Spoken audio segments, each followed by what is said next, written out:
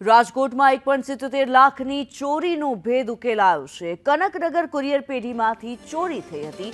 ચોરી કરનાર વિપુલ કાવેઠિયાને પોલીસે ઝડપી પાડ્યો। ચોરીની ઘટનાના સીસીટીવી ફૂટેજ પણ સામે આવ્યા છે।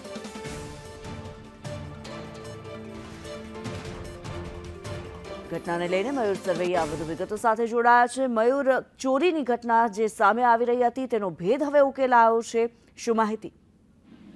બિલકુલ 2 દિવસ પહેલા કનકનગરમાં કુરિયર પેઢી આવેલી છે તેમાં 1.77 લાખની ચોરી જે છે થઈ હતી। તેમની પોલીસ ફરિયાદ જે છે તે નોંધાવવામાં આવી હતી અને સમગ્ર મામલે પોલીસે તપાસ આચરી હતી અને સીસીટીવીના આધારે ચોરીનો ભેદ જે છે તે ઉકેલાયો છે। ચોરી કરનાર કુબલિયાપરાના વિપુલ કવેઠિયા થોરાળા પોલીસ દ્વારા પકડી લેવામાં આવ્યો છે। પીઆઈ વાઘેલા અને તેમની ટીમ દ્વારા તેમને બધે જ દબોચી લઈ અને ગુનાનો ભેદ ઉકેલ્યો છે। સમગ્ર મામલે ચોરીના ઘટનાના સીસીટીવી ફૂટેજ પણ સામે આવ્યા છે। જી ધન્યવાદ મયુર આ માહિતી માટે।